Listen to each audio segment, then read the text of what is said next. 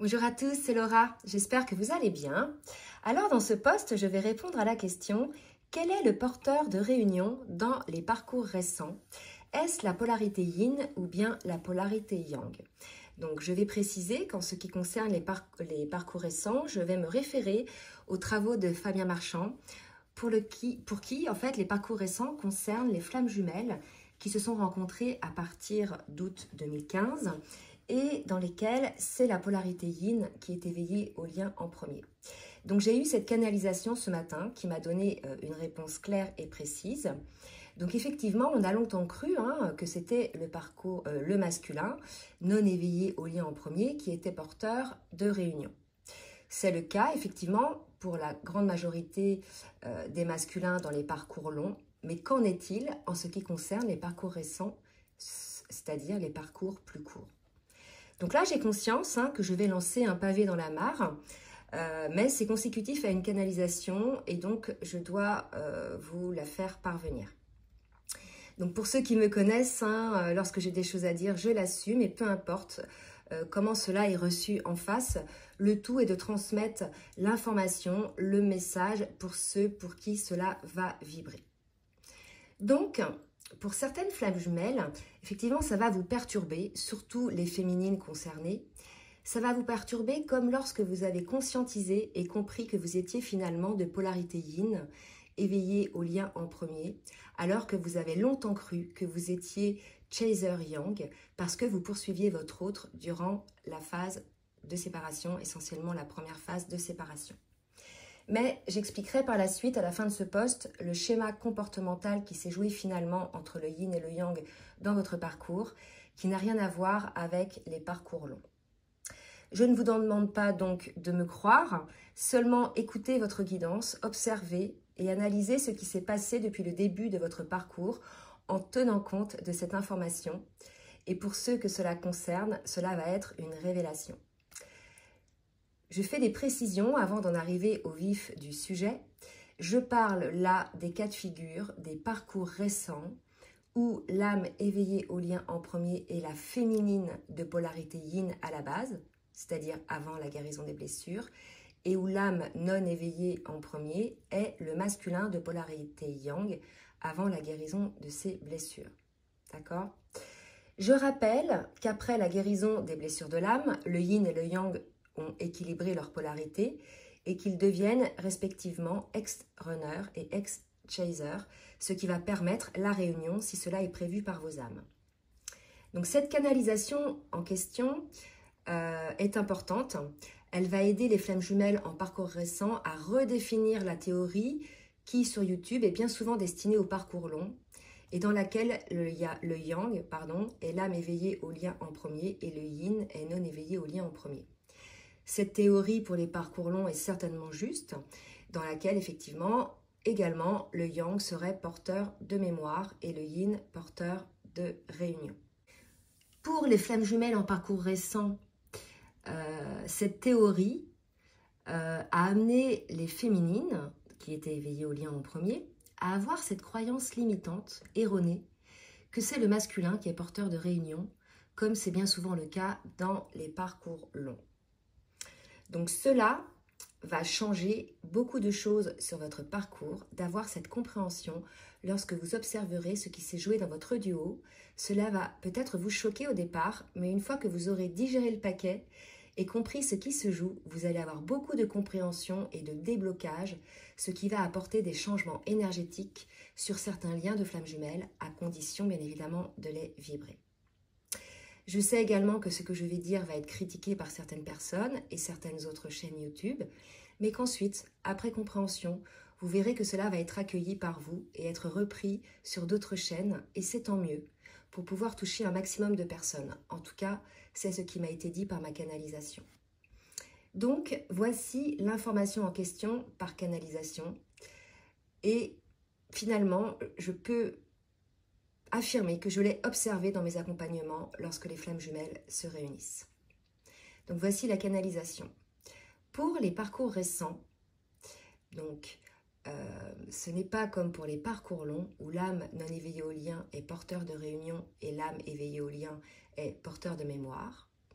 c'est-à-dire que dans les parcours longs, c'est l'âme non éveillée au lien qui est porteuse de réunion, et dans les parcours récents, correspondant aux cas de figure que donc j'ai cités, c'est l'âme éveillée au lien qui est porteuse de réunion. En effet, pour les parcours récents, la polarité yin à la base, souvent la féminine éveillée au lien en premier, est porteuse de réunion, et les deux, la féminine yin et le masculin yang, sont porteurs de mémoire, de ce qui s'est joué finalement dans l'œuf cosmique avant l'incarnation des deux âmes sur Terre. La raison que les deux soient porteurs de mémoire est sûrement pour faire en sorte que ce parcours soit plus court que les parcours longs. J'ai pu observer lors de mes accompagnements et dans mon propre parcours qu'en fin de parcours, après le switch de la féminine yin et l'accès à sa complétude, elle rejette son masculin yang. En effet, bien souvent, elle le rejette lorsqu'il revient physiquement ou bien elle le rejette énergétiquement lorsqu'il essaie de se connecter à elle énergétiquement. Ceci, non pas toujours parce qu'elle n'a pas fait son travail, mais parce qu'elle sait que le masculin n'a pas encore fait le sien. C'est souvent parce qu'elle se rappelle comment était le masculin durant la lune de miel, avant les remontées de peur et de l'ego blessé. Il était dans l'authenticité de ses sentiments, il manifestait son amour à la féminine d'une manière ou d'une autre. Et c'est ce souvenir qui est gravé dans la mémoire de la féminine. Elle connaît le potentiel amoureux de son masculin et c'est ce qu'elle attend, que le masculin réouvre son cœur et soit à l'écoute de son âme. Donc, lorsque le masculin revient parce que le manque de sa féminine est plus fort que ses peurs, bien souvent, elle voit ou elle sent que son masculin n'est pas prêt, qu'il est toujours dans ses schémas dysfonctionnels. Ces schémas-là peuvent être des addictions, le sacrifice de soi envers l'extérieur, le manque d'estime de soi, ou bien qu'il est encore entouré de personnes aux énergies négatives, voire toxiques, et surtout qu'il est encore sous l'emprise de leur avis ou de leur approbation.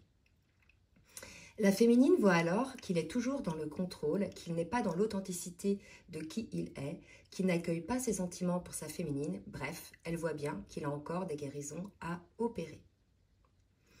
Et ce n'est qu'une fois que la féminine yin, dans ce cas-là, elle devient ex-runner, sentira vibratoirement et qu'elle verra les changements opérés du côté du masculin, dans son approche envers sa féminine dénuée d'ego et également dans son entourage, qu'elle accueillera son masculin et lui ouvrira la porte pour la réunion.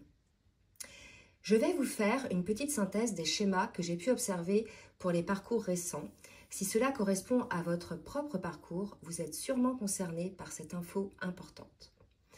Bien souvent, la féminine yin runner, au début de la relation, au début même à la rencontre de son masculin, ne calcule pas son masculin. Elle est dans le déni, c'est la raison pour laquelle il peut y avoir un laps de temps entre la rencontre et la reconnexion.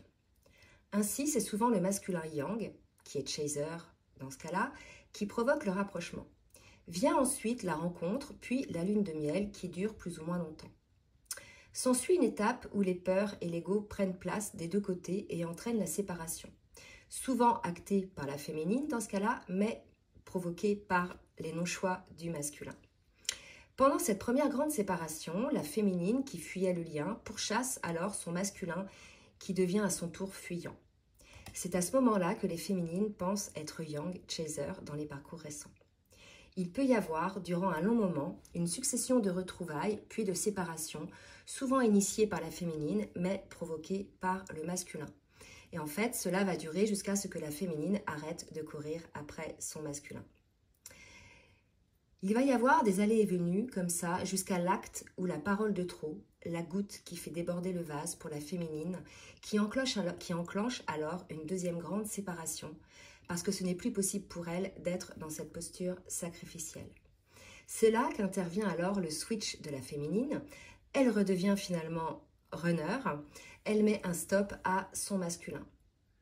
Pendant cette période de stop, elle poursuit le travail sur elle et pour elle, le développement de son yang dans la matière et sort de la posture sacrificielle entre autres. Elle ne veut plus de la relation telle qu'elle est et de la posture égotique de son yang qui ne correspond pas du tout à la personne dont elle est tombée amoureuse au début de la relation. Elle se choisit alors. À ce moment-là, lorsque le masculin yang sort de sa colère réactionnelle face au rejet de sa féminine, il vit souvent sa nuit noire de l'âme et conscientise le lien et ses comportements qui sont liés à sa peur, entre autres, de l'abandon. Il sort alors petit à petit de son contrôle. Il est souvent poussé aussi par des foudres karmiques. Pour cela, il va commencer alors son travail de guérison des blessures. Il redevient à son tour petit à petit le chaser et il tentera de revenir vers sa féminine qui, en fonction de son avancement, le rejettera ou l'accueillera. Je précise que lorsque le masculin revient vers sa féminine, j'ai observé 2 cas de figure. Soit il revient parce qu'il a besoin de se nourrir énergétiquement auprès de sa féminine et pour voir où elle en est dans sa vie. Dans ce cas-là, il repartira dans des périodes de silence et de schémas dysfonctionnels. Soit il revient de manière authentique car il a eu la compréhension du lien et de la raison de ses dysfonctionnements. Dans ce cas, il peut y avoir encore des peurs et de l'ego du côté du masculin, mais également de la féminine. Mais pour le masculin, ça ne dominera plus en fait les masculins qui voudra que la féminine lui donne une seconde chance. De toute façon, les féminines qui sont sorties de la dépendance affective et de leur posture sacrificielle sauront, sentiront si le masculin a enclenché les changements sur ce qui a provoqué la séparation et s'il est prêt ou non pour un nouveau départ sur le lien. Voilà, j'ai terminé ce post. Donc, n'hésitez pas à faire des commentaires. Cependant, veillez à ce qu'il soit constructif pour pouvoir aider le collectif. Et comme d'habitude, n'hésitez pas à partager, à liker. Et si vous souhaitez un rendez-vous avec moi pour une guidance personnalisée ou bien un accompagnement sur votre parcours, je vous laisse mon adresse mail dans la barre de description en dessous de la vidéo. Je vous dis à demain pour une guidance sur les énergies du week-end et je vous embrasse très fort. Bisous bisous.